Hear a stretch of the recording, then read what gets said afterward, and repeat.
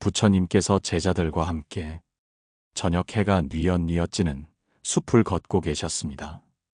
붉게 물든 하늘 아래 나뭇잎은 바람에 흔들렸고 그 사이로 작고 부드러운 종소리가 들려왔습니다.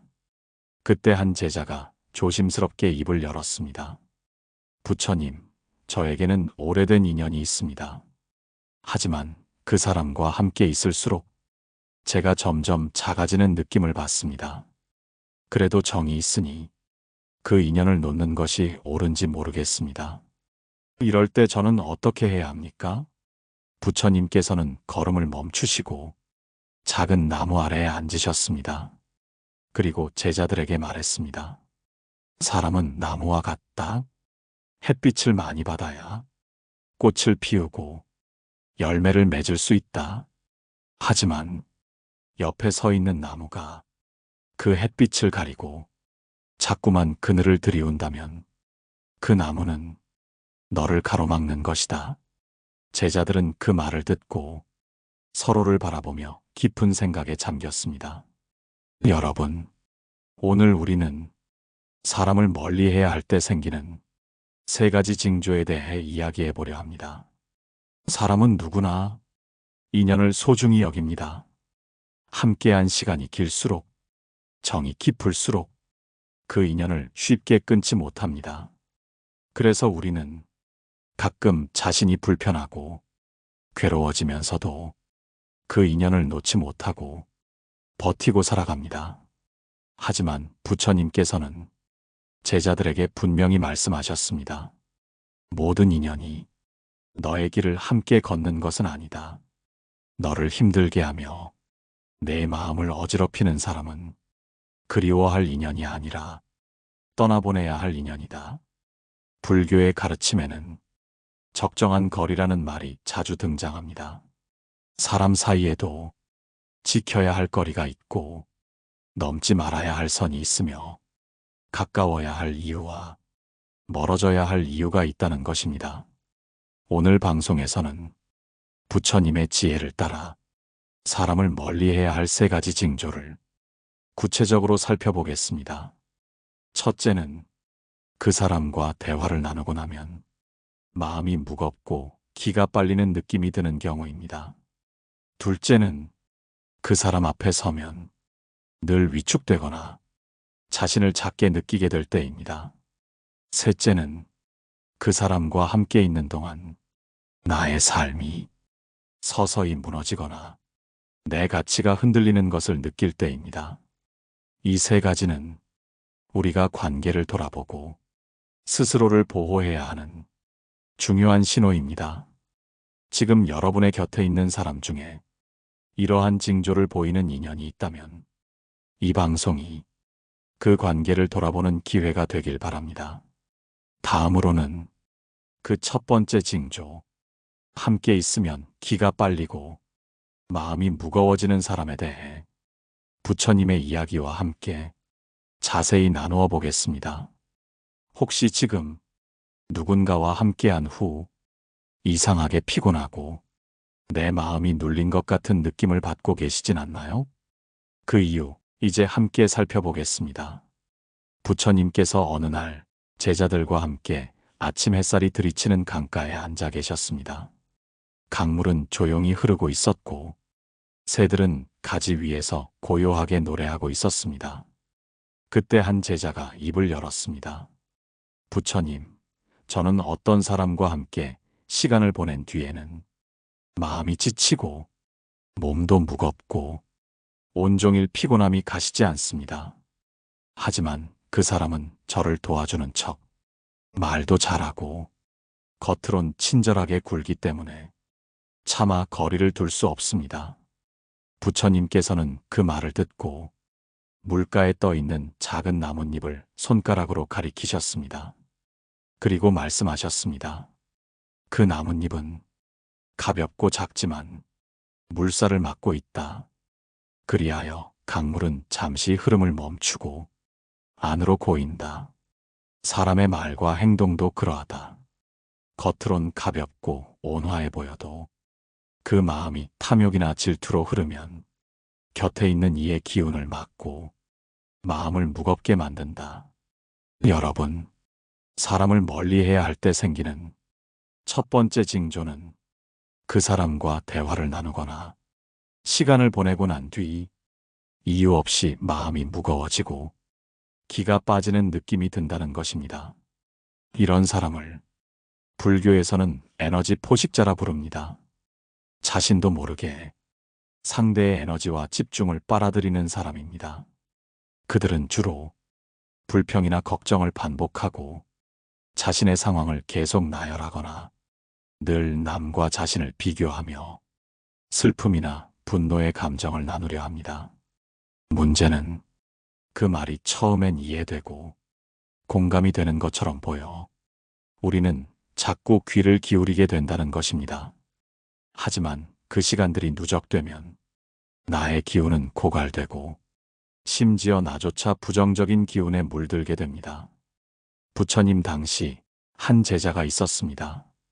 그는 늘 자신이 가진 아픔을 다른 제자들에게 이야기하곤 했습니다. 처음에는 다들 공감하고 그의 이야기를 들어주었지만 점점 다른 제자들의 수행까지 흐트러졌고 불안이 번지기 시작했습니다.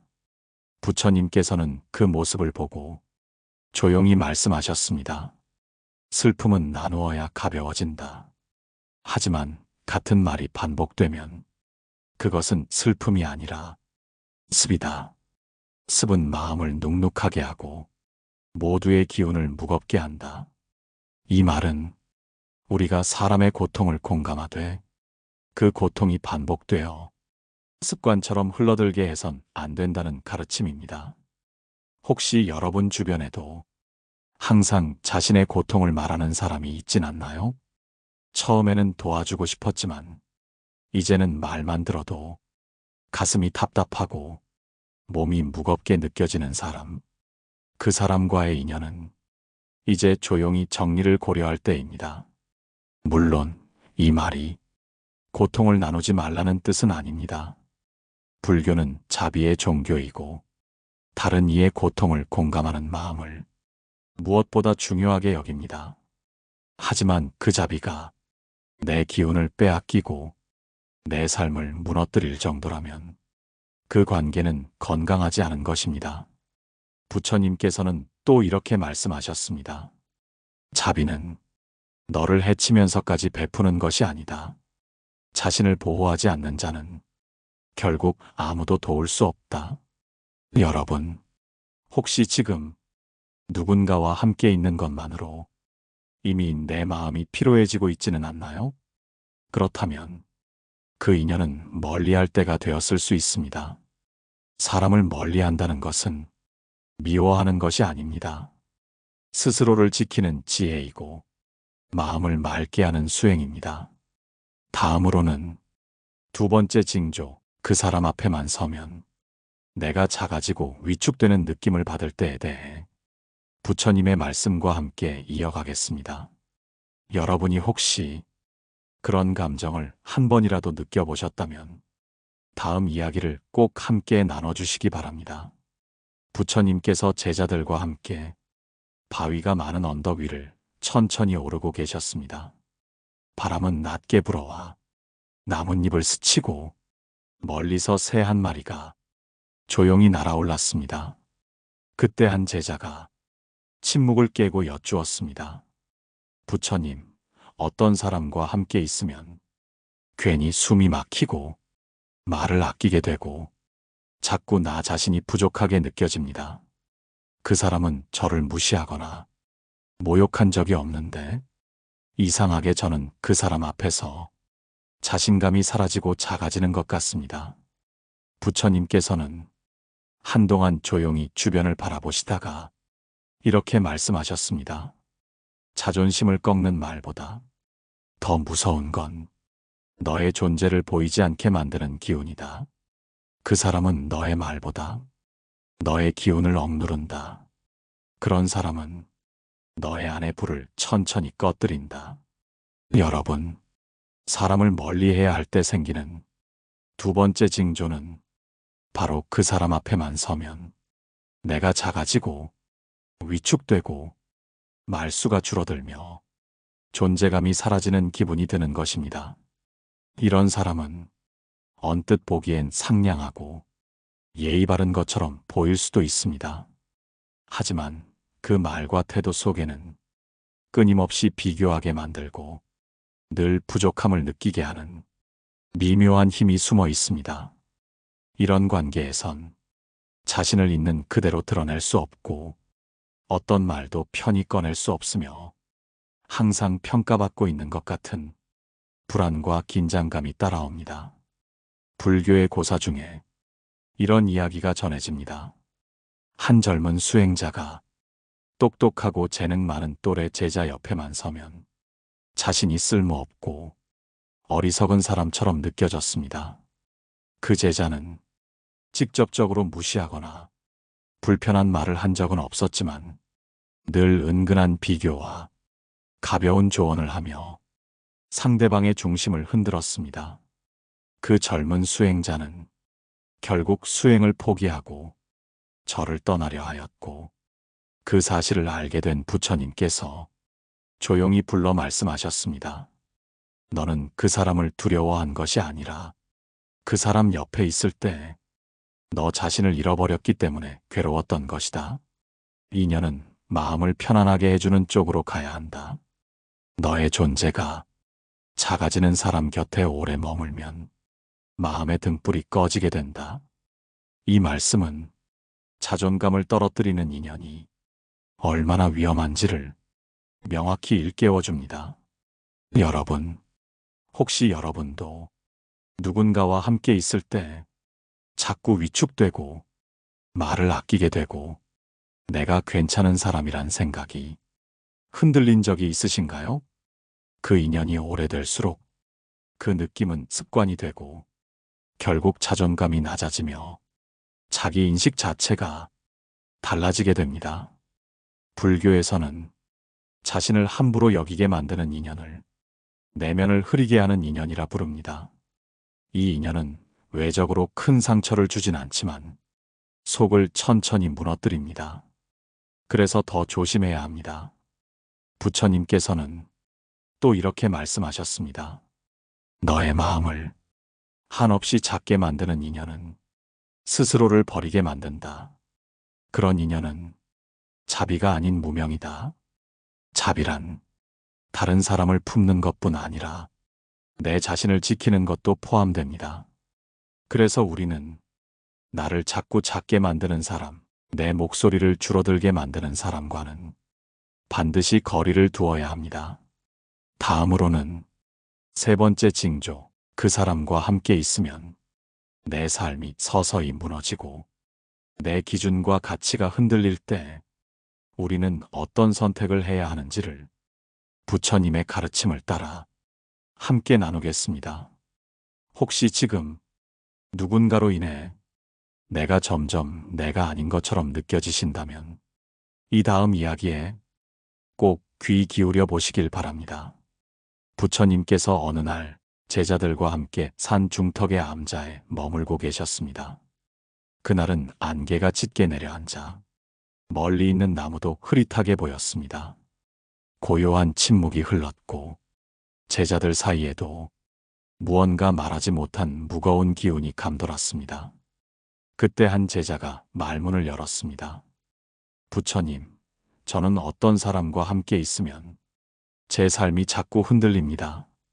그 사람의 말이나 행동을 따라가다 보면 제 원칙이 무너지기도 하고 이전에 중요하게 여기던 가치들도 희미해집니다. 그런데도 이상하게 그 사람에게서 벗어나기가 어렵습니다. 부처님께서는 조용히 제자를 바라보며 한동안 말씀 없이 양손을 가지런히 모으셨습니다. 그리고 이내 낮고 단단한 목소리로 말씀하셨습니다. 물은 바위를 부수지 않지만 지속되면 형태를 바꾼다. 사람의 말도 그러하다. 매번 흔들리는 인연은 결국 너의 중심까지 흔들게 된다. 삶이 무너지는 줄도 모르고 그 사람의 방식에 젖어들면 그것은 이미 너의 길이 아니다.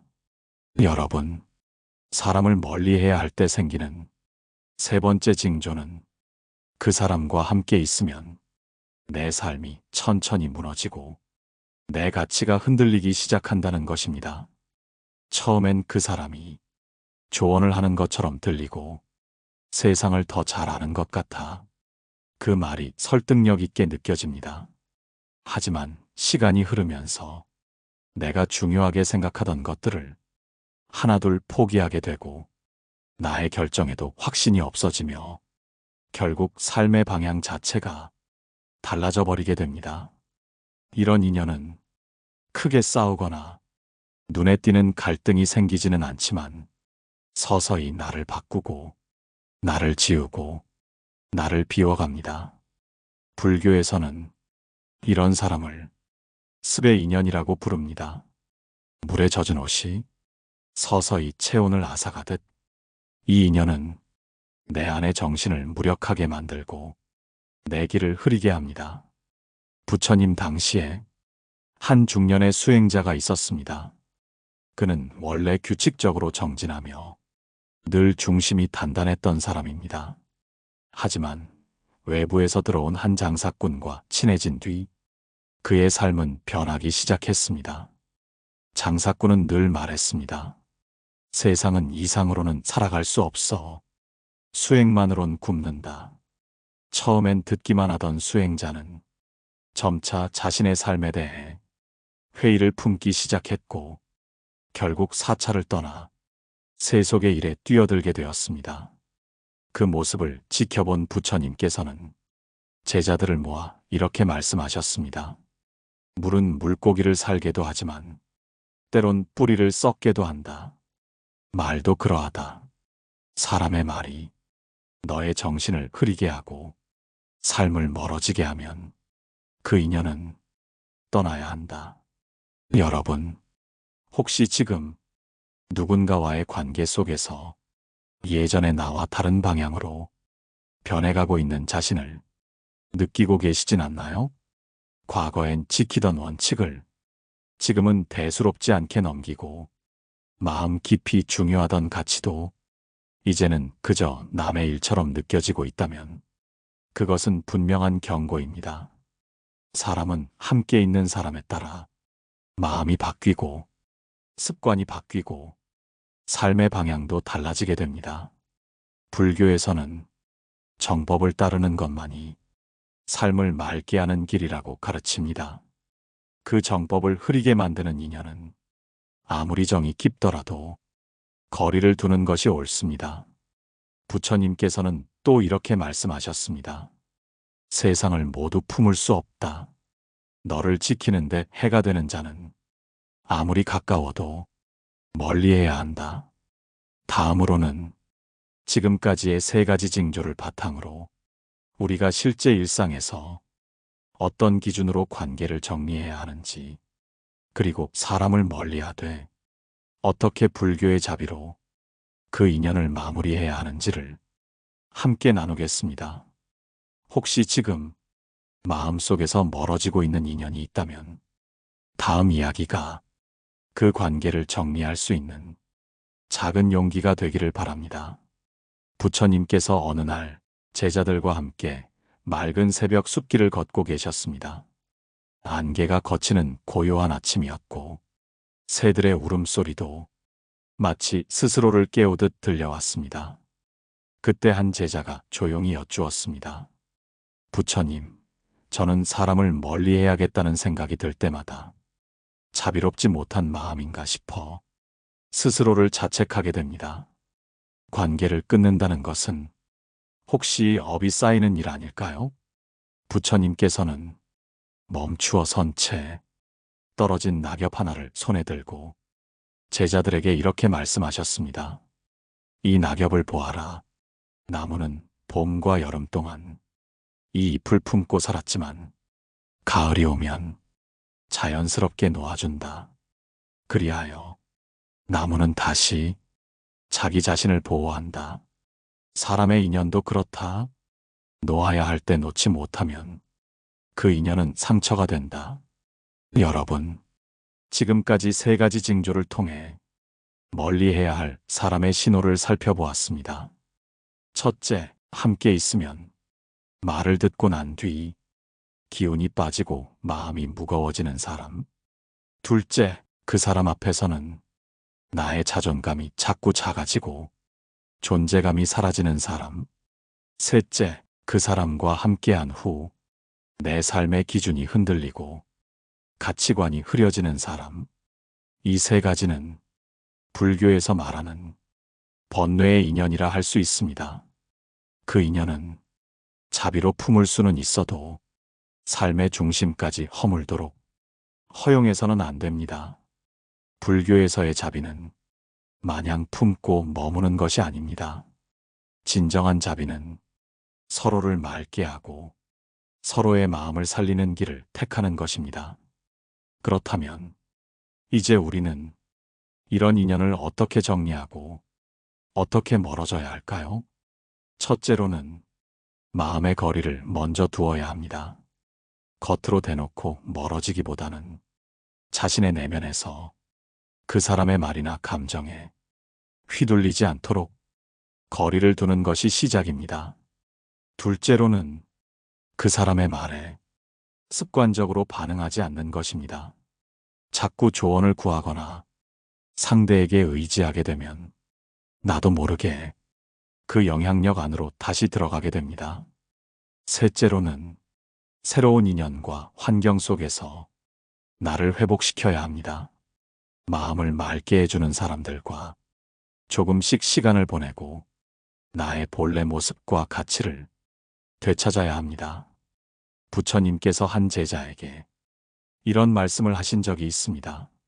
맑은 물을 찾는 자는 흙탕물에 오래 머물지 않는다. 흙탕물을 맑게 하려 애쓰기보다 한 걸음 옮겨 맑은 물가로 나아가는 것이 지혜다. 이 말은 관계를 무너뜨리라는 뜻이 아닙니다. 스스로를 해치지 않기 위해 건강하게 물러설 줄 알아야 한다는 가르침입니다.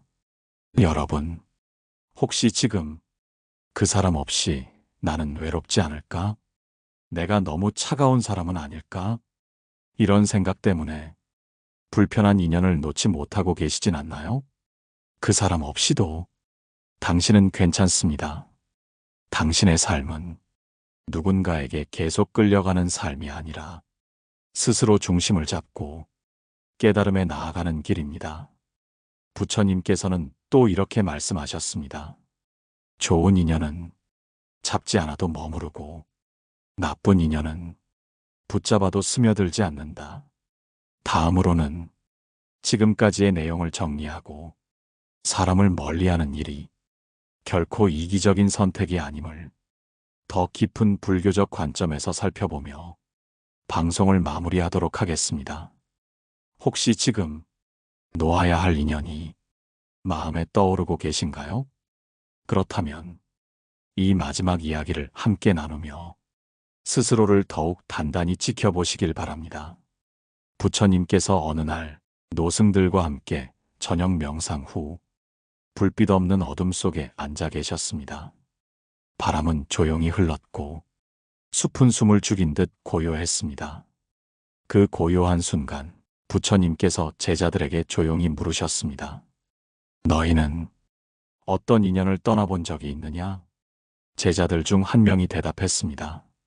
스승님, 저는 그 사람을 멀리하는 것이 맞다는 것을 알면서도 죄책감과 두려움 때문에 그 인연을 정리하지 못한 적이 있습니다. 부처님께서는 고개를 끄덕이며 연못을 바라보시듯 깊은 음성으로 말씀하셨습니다. 사람을 멀리하는 것은 미워하는 것이 아니다. 지키는 것이다. 그 사람을 위한 것이기도 하고 너 자신을 위한 것이기도 하다. 불필요한 인연을 내려놓아야 비로소 내 마음에 자비와 지혜가 깃든다. 여러분, 오늘 우리는 사람을 멀리해야 할 때 생기는 세 가지 징조에 대해 이야기 나누었습니다. 첫째는 그 사람과 함께한 뒤 말없이 마음이 무거워지고 에너지가 소진되는 경우. 둘째는 그 사람 앞에서 자꾸만 나 자신이 작아지고 스스로를 부정하게 되는 경우. 셋째는 그 사람과 함께 할수록 내 삶의 방향과 기준이 무너지고 가치가 흐려지는 경우입니다. 이 세 가지는 부처님께서 말씀하신 마음의 등불을 끄는 인연입니다. 그 인연은 사랑이나 정으로 붙잡을 것이 아니라 이제는 놓아야 할 인연일 수 있습니다. 불교에서는 비움을 강조합니다. 비워야 채울 수 있고 내려놓아야 다시 설 수 있습니다. 그래서 사람도 나의 중심을 지키기 위해서는 때로는 관계를 정리하는 선택이 수행의 일부가 되어야 합니다. 하지만 우리는 종종 착한 사람이고 싶어서, 자비로운 사람이고 싶어서 끝까지 참다가 스스로가 무너지는 경우가 많습니다. 그러나 부처님께서는 분명히 말씀하셨습니다. 자비는 참음이 아니라 지혜다. 너를 망가뜨리는 인연을 끊는 것은 깨달음의 시작이다. 지금 여러분 곁에도 혹시 그런 인연이 있지는 않나요? 곁에 있는 것만으로도 나를 잃게 만드는 사람. 말은 좋게 하지만 그 말 뒤에 내 존엄이 흔들리는 사람. 그 사람을 이제는 내려놓아야 합니다. 그 사람이 나쁘기 때문이 아니라 내가 지켜야 할 것이 더 소중하기 때문입니다. 관계를 정리한다는 것은 누군가를 미워하는 일이 아니라 내 마음을 살피는 일입니다. 불교는 마음의 평화를 무엇보다 중시합니다. 그 평화를 깨뜨리는 인연은 결국 수행의 길에 해가 됩니다. 부처님께서는 마지막으로 이런 말씀을 남기셨습니다. 꽃을 피우려면 잡초는 뽑아내야 한다. 그것이 비정한 것이 아니라 자연의 이치다. 사람의 마음도 그렇다. 내 마음의 꽃을 지키기 위해 그늘을 만드는 사람과는 거리를 두어야 한다. 오늘 이 이야기가 여러분의 마음에 작은 울림이 되었기를 바랍니다. 혹시 지금 떠오르는 인연이 있다면 그 인연을 놓는 것이 죄가 아니라 내 삶을 다시 세우는 지혜임을 기억해 주시길 바랍니다. 댓글로 여러분의 생각을 남겨주세요. 좋아요와 구독도 함께 눌러주시고 이 방송이 필요한 분이 있다면 조용히 공유해 주시면 좋겠습니다. 여러분, 오늘도 스스로의 마음을 지키며 고요하고 평화로운 하루 되시길 기도드립니다. 감사합니다. 마음의 평온이었습니다.